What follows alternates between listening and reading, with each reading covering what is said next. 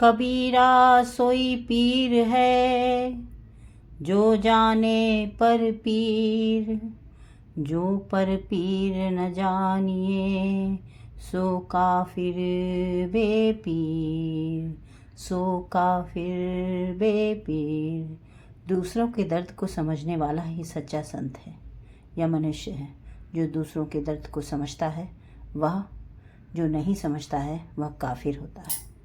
उपयुक्त कबीर के दोहे के माध्यम से आज विचारणीय तथ्य मेरी कल्पना में मैं कल्पना त्रिपाठी चर्चा का विषय लेकर प्रस्तुत हुई हूँ। अपने YouTube चैनल केटी ट्राई राइट्स में आप सभी का स्वागत, अभिनंदन, आभार व्यक्त करती हूँ और वंदन प्रणाम करती हूँ।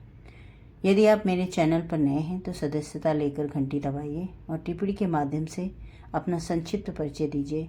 मेरी बातों से कितना इत्तेफाक रखते हैं और इसे अपने लोगों के साथ साझा भी कीजिए, ताकि अपने संस्कार और अपनी सनातन संस्कृति का वास्तविक ज्ञान सभी को मिल सके। कार्य के अनुसार लोगों को समाज में बांटा गया है, कई वर्गों में बांटा गया है। ये सही है। हर इंसान का लेकिन एक अस्तित्व है, एक अपना महत्व है। हर जीवात्मा पवित्र और पावन होती है, क्योंकि परस्पर उसके सहयोग से ही दुनिया में हमारी मदद होती है। इसलिए हम लोगों को कभी किसी को तुच्छ या निम्न नहीं समझना चाहिए। उसके प्रति कृतज्ञता का भाव प्रकट करना चाहिए। उसके सहयोग से ही हमारी दिनचर्या चलती है।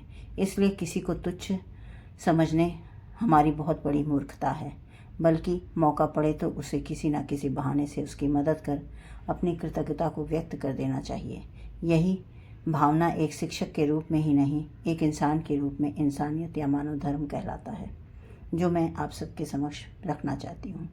इस बात से इत्तेफाक रखते हुए मेरे साथ बीता एक किस्सा आप बीती, जो मैं आप सबके समक्ष रखना चाहती हूँ।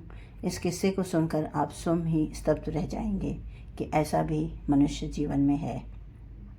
कुछ समय पूर्व की बात है। जैसा कि मेरा कार्य है शिक्षण का, मैं बच्चों को पढ़ाया करती हूँ अपने अतिरिक्त समय में। इसलिए मेरे पास एक सहयोगी जो आर्थिक रूप से हमारी और उसकी स्थिति में थोड़ा बहुत अंतर था, लेकिन फिर भी उसकी प्यारी सी बच्ची जो पढ़ने में होनहार थी, उन्होंने कहा मेरे पास समय कम है, इनकी माता और हम दोनों मेहनत मजदूरी करते हैं, जो मिलता है उससे बस हम इस बच्ची को पढ़ा लिखा कर कुछ काबिल बनाना है। कृपया आप इसे देख लेंगी तो बहुत आभार होगा और मैं अपने सामर्थ्य अनुसार आपको पढ़ाने का शुल्क भी दिया करूँगा। मेरे मन में उनके प्रति श्रद्धा, प्रेम और करुणा का भाव उत्पन्न हुआ और विचार आया कि कृतज्ञता व्यक्त करने का इससे सुनहरा मौका मेरे हाथ से नहीं आएगा। और यह सोचते हुए मैंने कहा कुछ देर की आवश्यकता नहीं है, मैं इस बच्ची को स्वयं सहायता करूँगी और पूरा प्रयास करूँगी कि बच्ची को पढ़ाऊँगी। और मेरी कक्षा में बहुत से ऊंचे घर के बच्चे भी पढ़ने आते हैं। तभी एक बच्ची का परिवार आया, जिन्होंने उनकी माँ जाते जाते मुझसे कहती हैं, क्या ये हमारे बच्ची के साथ पढ़ेगी? क्योंकि समय का अभाव था, इसलिए मैंने उनकी बात को काट दिया और बोला कि हम बाद में इस बात की चर्चा करेंगे, बच्चे तो एक समान होते हैं। यह कहकर मैं अपने कार्य में लग गई। मैंने बात तो वहीं ख़त्म कर दिया, लेकिन मेरे मन में विचार उत्पन्न हुआ, आज के समाज में इंसान कैसा होता जा रहा है। इंसान को देखकर घृणा करता है तो समझ में आता है, लेकिन बच्चों के प्रति भेद रखना, ये कहाँ की इंसानियत है। वह बच्ची साफ सुथरी थी, उसके परिवार वाले उसको वो सब सुख सुविधा देते हैं जो आप अपने बच्चों को देते हैं या हम देते हैं, जबकि हमसे ज़्यादा ध्यान रखते हैं। लेकिन फिर भी यह कहकर चली गई कि मेरी बच्ची उसे श्रेष्ठ है। यह बच्चा नहीं सुन रहा होगा। इस बात को स्वयं विचार कीजिए। कहीं ना कहीं अनजाने में हम गलत पाठ बच्चों को पढ़ाते हैं और उसके बाद बच्चों के कोमल हृदय में भेदभाव, घृणा और ईर्ष्या के बीज बोते हैं और उसके बाद कहते हैं कि यह व्यवहार, संवाद, आचार उसने कहाँ से सीखा। विद्यालय और शिक्षक इन्हें कुछ नहीं सिखाते। दोषी खुद होकर दोष दूसरों पर मढ़ते हैं। अनजाने में ही स्वयं ही न जाने क्या क्या कह जाते हैं बच्चों के सामने। और यह सही कहा गया है कि बच्चों की सबसे पहली और महत्वपूर्ण पाठशाला उसका घर परिवार ही होता है और उसके सदस्य होते हैं। आप जहाँ पर हैं, जिस तरह से शिष्टाचार और व्यक्तिगत विचारों का वातावरण पैदा करेंगे, उस बच्चे के लिए वही अंजाम देगा। शाश्वत सत्य है। इसके लिए हमें ध्यान रखना चाहिए कि हम अपने आसपास अपने बच्चों के सामने किस तरह के व्यवहार पूर्ण आचरण कर रहे हैं, जिसका सकारात्मक या नकारात्मक प्रभाव हमारे बच्चे पर सीधे पड़ता है। छोटे बच्चे के प्रति सम्मान, सदाचार, आदर भाव, सहयोग की भावना विकसित की जानी चाहिए।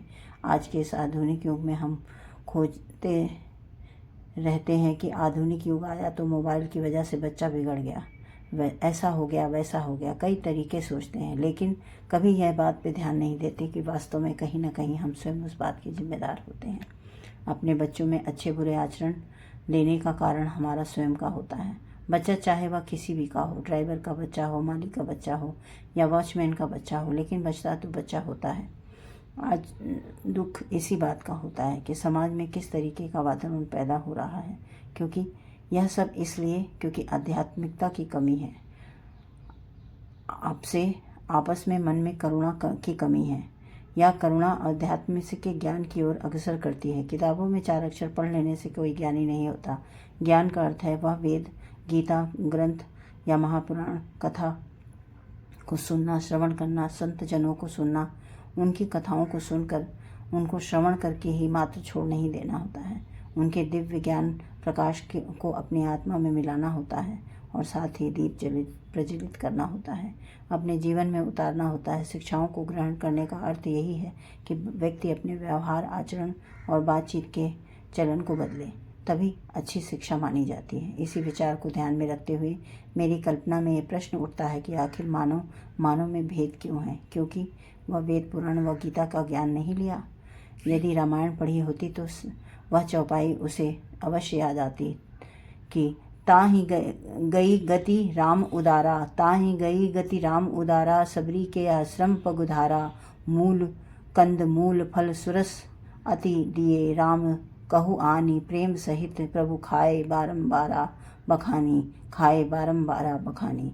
इससे साफ साफ बताया गया है कि सबरी एक भिलनी और छोटी जात के परिवार से थी, लेकिन फिर भी भगवान श्री राम ने उनके जूठे बेर खाए, क्योंकि श्री रघुवर ने करुणा और स्नेह का भाव देखा और वह उनके जीवन को ही नहीं, भेदभाव नहीं करते थे, और यह एक जीवन के लिए अभिशाप होता है।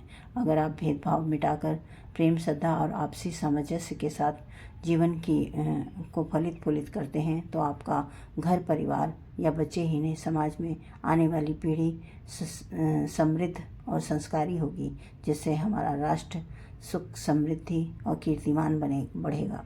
और यह हम गर्व से कह सकते हैं कि हम भारतीय हैं, सनातन हैं और हमें अपने वेद का ज्ञान है। हमारे वेद में जो सिखाया जाता है, आपसी प्रेम, सौहार्द की भावना, हृदय में ईर्ष्या के बीज अंकुरित नहीं किए जाने चाहिए। मन को जल की तरह निर्मल पवित्र रखें। गीता का ज्ञान लीजिए, महाकाव्य को पढ़ने सीखिए। यह समय अवश्य लगेगा, परंतु बच्चों को पढ़ाइए, और बहुत ही आसान तरीके से अब तो कई माध्यम आ गए हैं जिससे बहुत ही सुलभ है। चाहे वह मोबाइल में आप FM में सुन सकते हैं, और कहानी को किताब की तरह को पढ़ने के बजाय आप सुनकर भी सीख सकते हैं। तो कहानी के माध्यम से, ताकि संस्कार जीवित रहे, हमारी संस्कृति कहीं खो ना जाए। उपयुक्त चर्चा के बाद मैं कल्पना त्रिपाठी आप सभी का एक सुंदर भजन के साथ अब इस भजन श्रृंखला का समापन श्रावण मास के मंगलचार के इस भाग में करूंगी।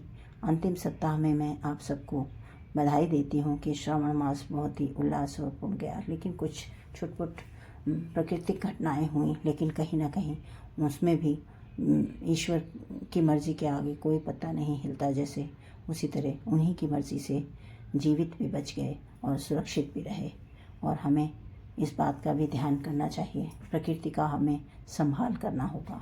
तो आइए एक सुंदर भजन मेरी आवाज़ में मैं आप सबको सुनाने का प्रयास करूंगी। ईश्वर के नाम का स्मरण जीवन को स्वर्ग से सुंदर बना देता है।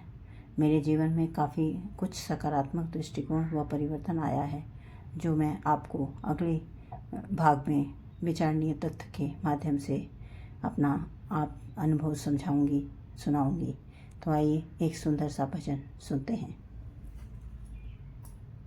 प्रेम सहित सब मिलकर बोलो, रघुपति राघव राजा राम। प्रेम सहित सब मिलकर बोलो, रघुपति राघव राजा राम। रघुपति राघव राजा राम।